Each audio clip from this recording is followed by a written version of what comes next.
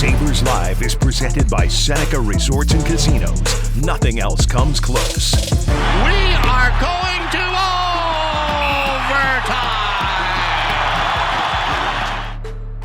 Welcome in. It's been a busy week and lots to get to as we project forward for this Buffalo Sabres team coming off a 2-1-1 week. When you're serious about the game, bet on Buffalo with the only sports books in Western New York. Seneca Resorts and Casinos betting counters open daily, and self-service betting kiosks are available 24/7 at all three locations. Whether you visit Seneca Niagara, Allegheny, or Buffalo Creek, the Sports Lounge features the latest lines and multiple screens so you never miss a play. The sports book at Seneca Resorts and Casinos, where the love of the game meets the thrill of the win. Marty, what did you love? I'm putting you on the spot here. There were four games. I need you to compartmentalize everything. What was the highlight of the last four games for the Buffalo Sabres? The one highlight. and If only there was highlight? one walk away moment that you have to take with you to a deserted island forever and watch on loop, what would it be? Oh, okay. This is called blindsiding. I'm going to say the Dahlin hit on Nieto. And I know they scored a ton of goals, and there's Tage Thompson twice who walks around at goalie and tucks it in on the short side, whatever. But every single time I'm watching this highlight of Dahlin's hit, I cringe. It gets me like, whoa. Like, it shocks me every time. If I had to take it like on a USB card and my computer on a deserted island, I think that would be the moment. That would be the one, because it would jar me every time I see it. So I think that's the one. Now, I don't know. I'll put you on the spot. What is your moment you would be taking with you on the deserted island? Jack Quinn, shootout goal, Detroit, because I love the shootout. I love Jack. I love everything about it. And I love the fact, the hypocrisy that exists in the hockey media world, and to a certain extent, the fans who like to get on social and bash the shootout.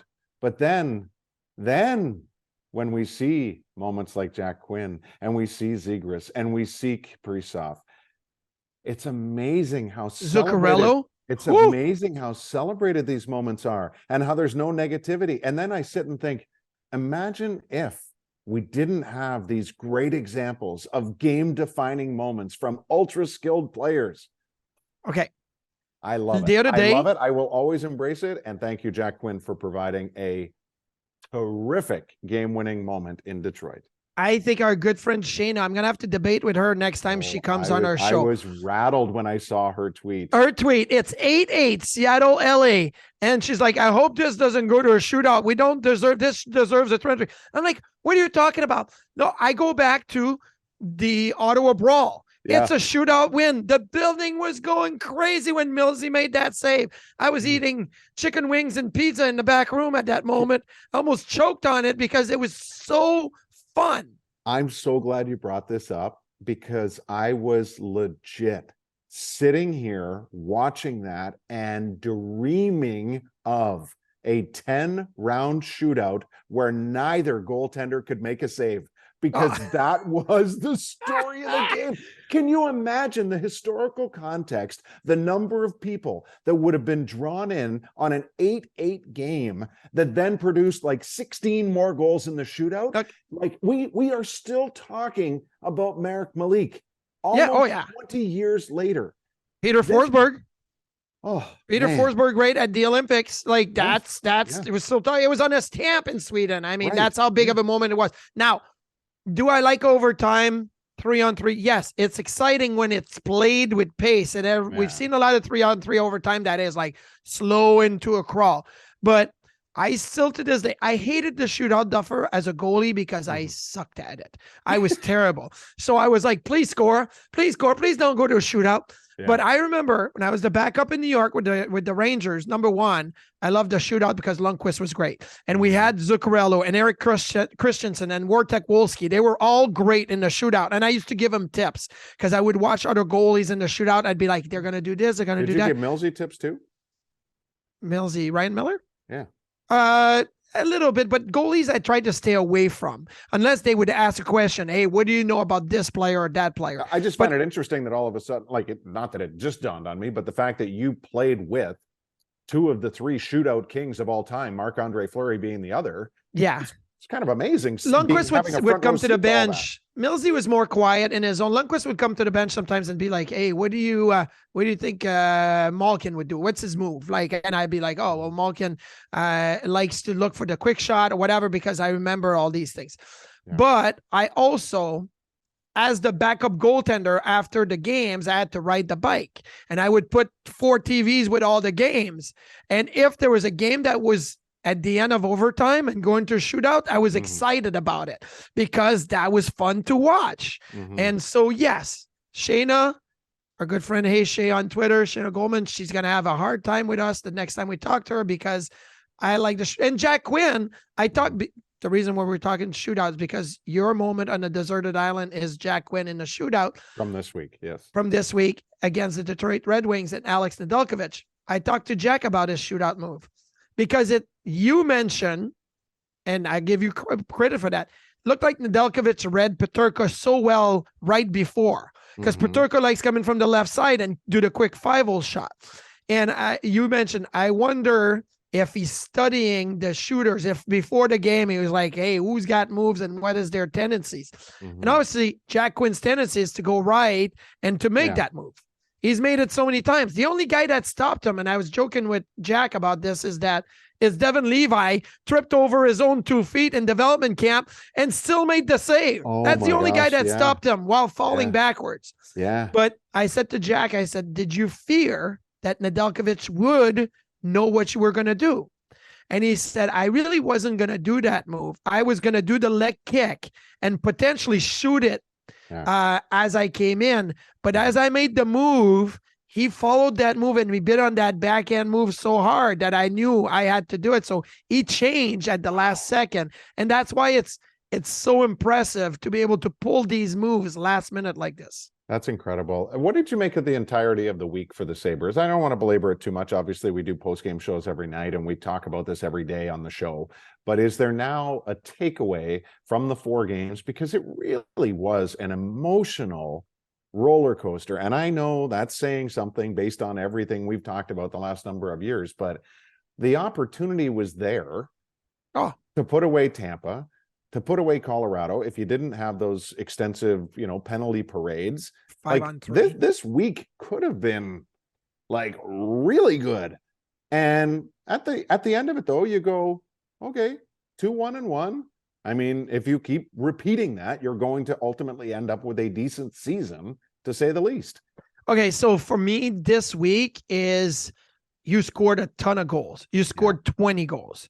And really, let's call it the way it is. They did not get great goaltending in the 4 games. Good enough, but I don't have the numbers in front of me, but I would say it's a below 900 save percentage when you compare the 4 games. They've given up a lot of goals. Right. So, but I don't think, and there was a lot of power play goals. You look at Colorado got 3 power play goals. Tampa got 3 power play goals. The Detroit Red Wings did not they went get 0 for 7. They went 0 for 7, but there was a lot of chances. And then in the game against the Sharks, they did get a power play goal. So I'm looking at this and is 5-on-5. The Sabres were really good in my opinion. They scored a ton of goals. They gave up too much, but Don Granato talked about it.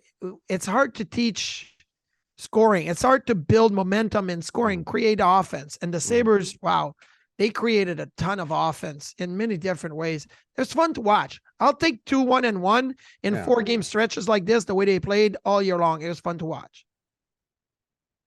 I have a tough time even believing what I'm saying. We're watching the 3rd highest scoring team per game in the NHL right now. Yeah. And so this is, kind of the lesson to all of us, to kind of let things play out, especially when, there was this concern over a couple of tough games on the power play. Like, Marty, they're still operating at the highest percentage. Like, there's never been a Sabres team end a season with a higher power play percentage than what they're at right now. Granted, it's 1/3, not even 1/3 of the season, but this is how it's trending. And dare I say, I don't anticipate a dip based on the talent that we're seeing out there on both units. So that in itself, like all the areas that we talked about going into the season, I mean, the offensive side of the game is this is a monumental leap for this group of players. Now, I would like to give credit to whoever put that tweet out there, but it basically said the Sabres are on pace to score the most goals in a season since 92-93. Do you remember 92-93? I mean, that's McGillney's 76 goals, right? That's LaFontaine, like the crazy season. 148. The Sabres are on pace to have the most goals in a season since 92-93. Yeah, they were just shy of 4 that year, and now, they're at 3.8 at the moment. So. And I recall coming out of the lockout in 04-05 when we had the lockout, so the 05-06 season, like thinking we could beat anybody 5-3, 5-4. Like that's how it felt. So, and I think that's how it feels for the Sabres right now. Yes, they have to be better defensively. And yes, well, luckily for us in 05-06 and more, we had Ryan Miller to bail a lot of the guys out. But the foundation offensively of this team is solid. Like, are we actually in a place? And it's so funny because at the start of the year, we talk about duos and, like I want to keep Thompson with Skinner, said the coach, just as one example, right? But are we actually in a place where the third ranked offensive team right now has 2 lines that they could just keep moving forward contractually and otherwise for the foreseeable future? Like why would you move off of either of the top 2 lines at any point? Right. There's no reason. There's no reason, right? Like even contractually, like Skinner's got his deal. Tage 4 more years. And Tuck, same thing. Like these guys are all locked in, and the kids are the kids. So we know where they're at. We know what they're going to jump into contractually, but you can project the space that exists. Like it's just crazy to think that, and I don't know whether it well, Cousins is an RFA at the end of the year, and obviously will need to sign a new contract, and he's having a great season, and he's going to get paid, and it's fantastic. Great players need to get paid. That's fine. It's nice when you don't question a guy needing to get paid. Like everybody's really happy with the game. Perfect. Absolutely. Make the projection. Do what you did. Whatever, however. And also the fact that you have Tage Thompson at $7.142 million. Well, and you're going I have confidence in this group because they got to the Thompson deal on their time with their research. I trust that they're going to do the same thing with Cousins here, and the team is going to be better for it. Like you're going to have your pieces locked up.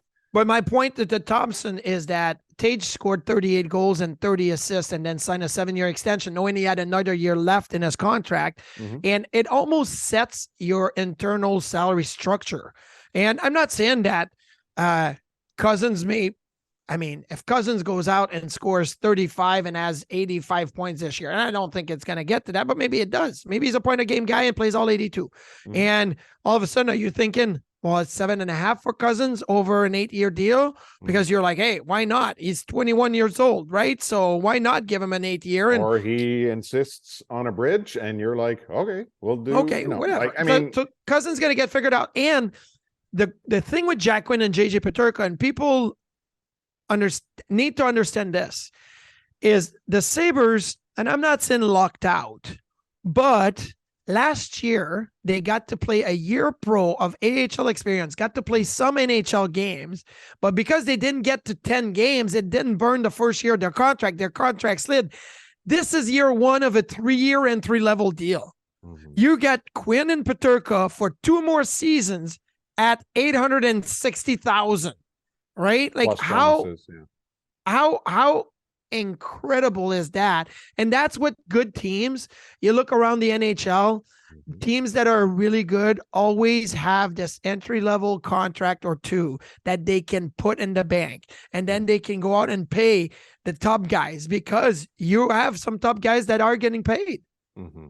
So do you want me to ask what they need, or is that too obvious, or is it dangerous, or like what how do you view that? Because I don't care whether you're at the top. In the middle, at the bottom, every organization every day is reconvening and meeting and talking about what they need. That's why they scout every organization and their 50 contracts and their depth charts. So, like, what does Buffalo need at this point in time? And or how do they go about it if they have feel like internally a pressing need?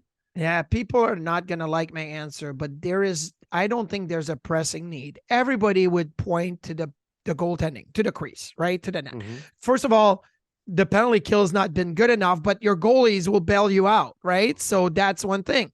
And I believe that, 10 of the 20 goals that Ukko-Pekka Luukkonen has given up in 5 games have been on the power play, right? Half the goals are on their power play goals, so he's got to be better there.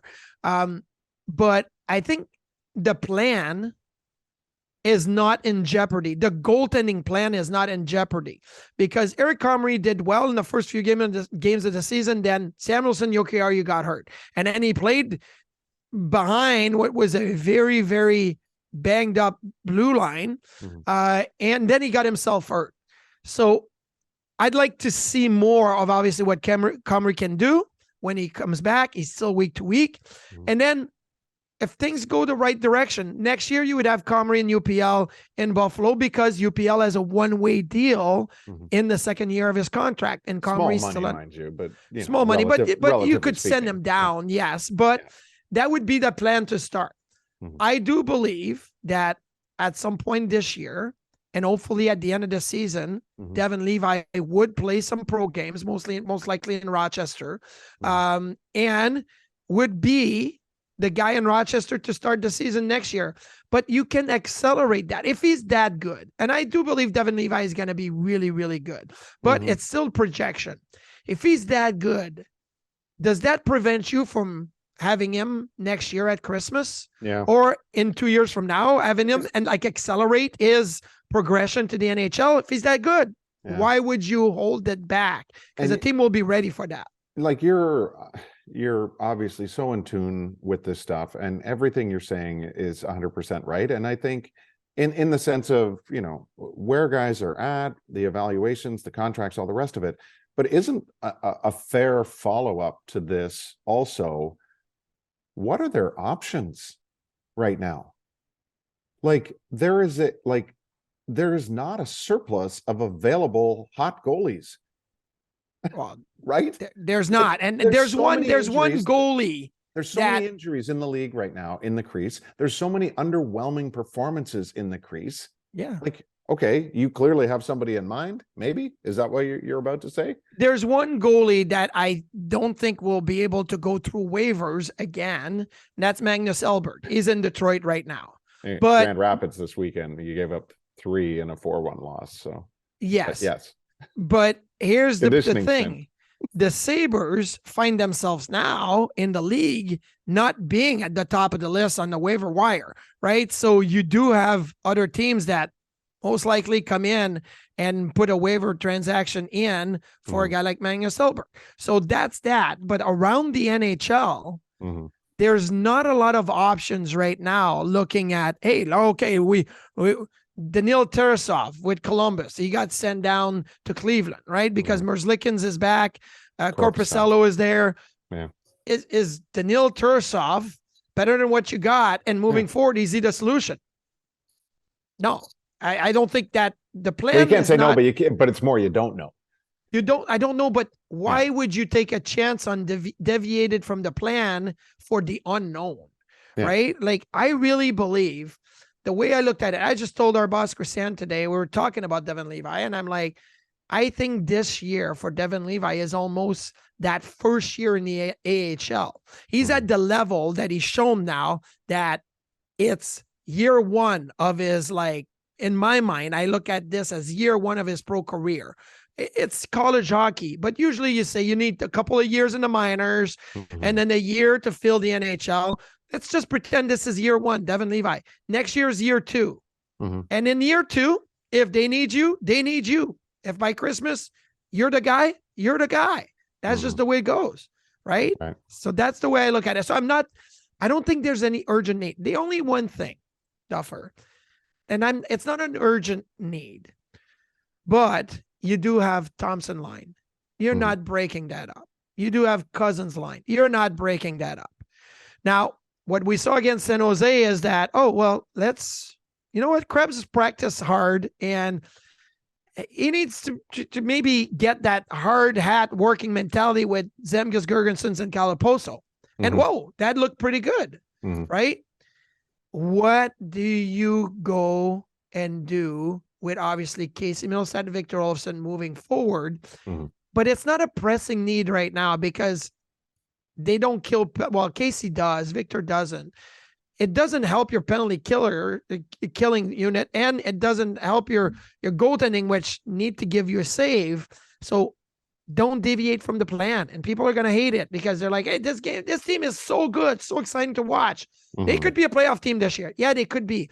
But is there a better option out there? You asked me the question. I say, really? No.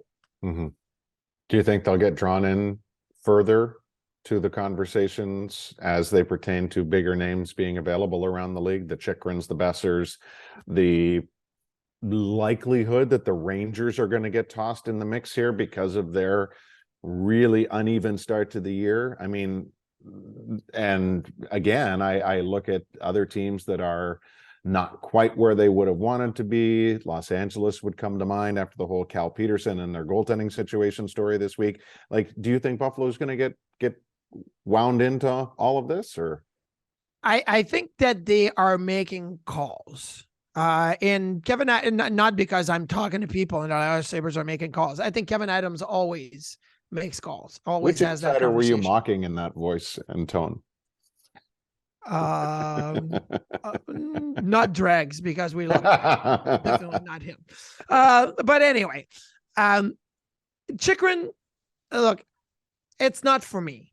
I'll say this. I think that Arizona wants a lot, and it's been well documented. They want 4 pieces. They've been wanting 4 pieces like Jack Eichel trade for now a couple of years. And I don't really think they're going to get it, but they still are going to want a lot and hold on until they get whatever. And I like our top 4. Look, I like Dahlin, Samuelsson, Power, Jokiharju. I like it. Do I need more than that?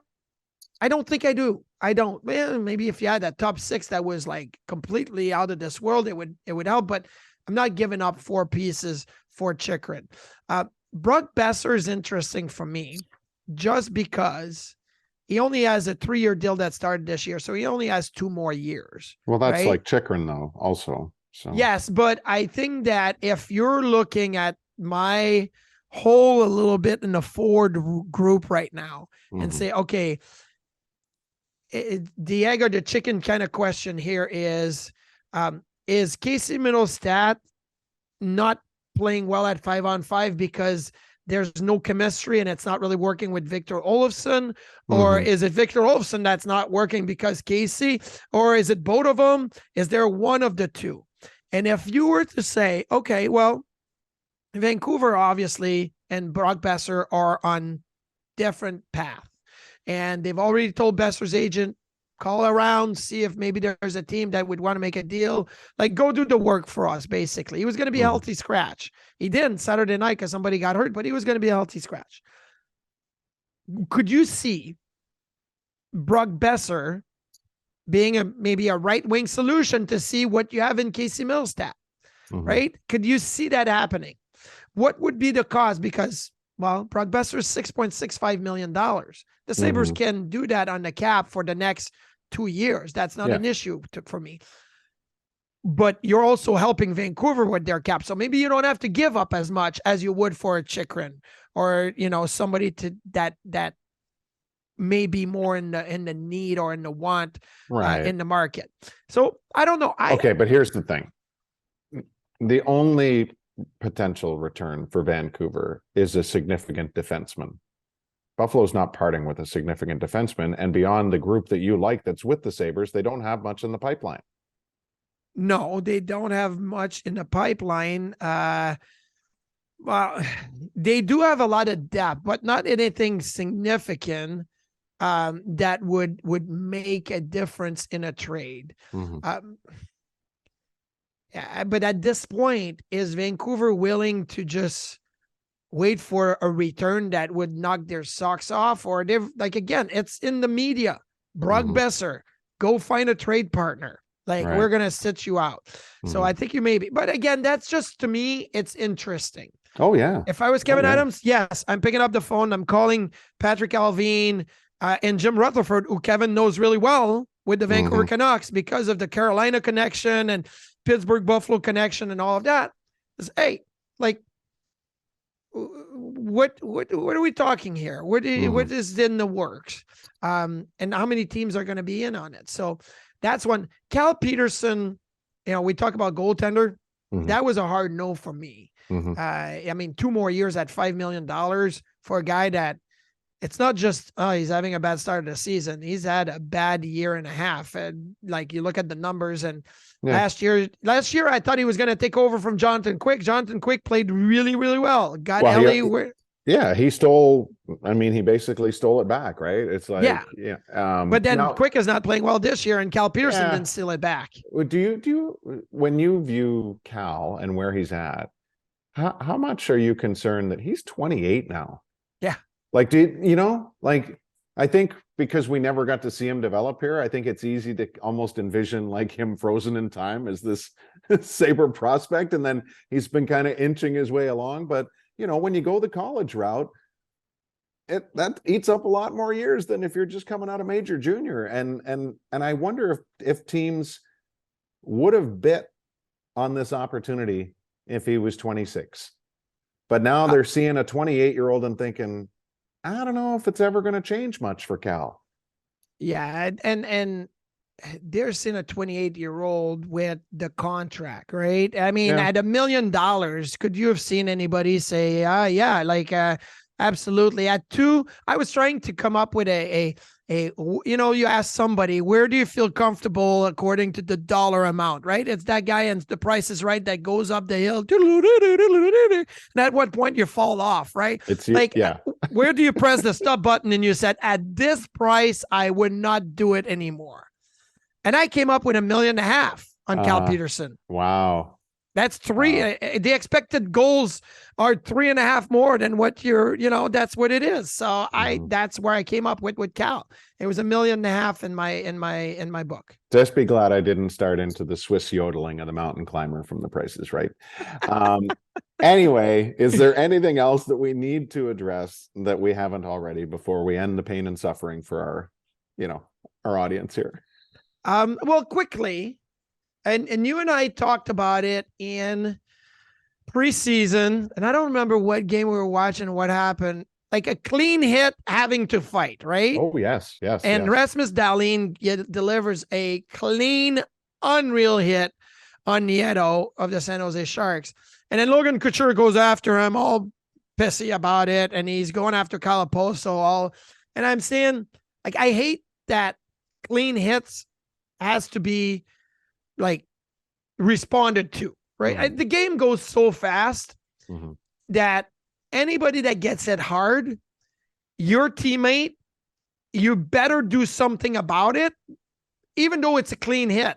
Because if you don't do anything about it and it was dirty, now you are in the timeout chair. Like, everybody's going to point out to you, you didn't do anything. That was a dirty hit. You should have done anything. So everybody's going to take the safe approach. When it's a big hit, we're going after the guy that gave the hit, right? I don't like it, but you still have control. The guy that drops his gloves because he says, I have to protect myself because I gave up a clean hit and guys are coming after me, is going to sit 5 minutes on the bench and maybe more, right? And if it's a playoff game and all of a sudden Dahlin gives out a clean hit and he drops his gloves and he's on the bench for 5 minutes, you lose one of your best players for 5 minutes. I love that Dahlin was able to stand there and keep his gloves on and say, what are you going to do about it? I'm not going to engage you. I gave a clean hit. What are you going to do about it? Yeah. And I love that. Anything else you love? Anything I loved. I love doing these with you. You love wearing a suit. Yeah, this is as we pointed out before. This is the Napoli suit, by the way. But I still have to go get my new swags at Napoli's, which I haven't done, and it's been like a week and a half that they've been calling me saying, "Hey, come for your fitting," and I haven't done it yet. But I will. I promise I will do it. All right. Well, you're not going to debut it on Wednesday. I know that. No, because it's TNT Columbus Wednesday. Okay, so promise me this, that in between now and our next broadcast on MSG, you will get your new suits from Napoli's. I promise you that I will go for my fitting, but I can't control if there's a lot of alterations that need to be done and when that's going to be ready. I would think they'll probably turn that around in 24 hours, but I will go for my fitting, pick some new shirts, a few new ties, and then look like $1 million on Friday night. $1 million. That's $1 million. Buck to go with the booms. Booms goes the dynamite. Which, by the way, I had never seen that clip. Boom goes the dynamite. That's a YouTube Hall of Famer right there. I know. And you painstakingly sat through the build-up to it behind the scenes the other night. I can't believe your patience level to wait for the grand finale on that, which seems like it was, 25 years ago now? I don't know. It was a good 7-minute lead off, right? I was waiting for Boom Goes the Dynamite, but anyway, it's pretty funny. And 2-0 in the old goat head, by the way, Duffer. 2-0 in the goat head, the Sabres. It looks good. It looks really, really good. It's been going well, and we thank you for watching, of course, and look forward to many more of these throughout the course of the year. Sabres Live Overtime, presented by Seneca Resorts and Casinos. We'll see you soon.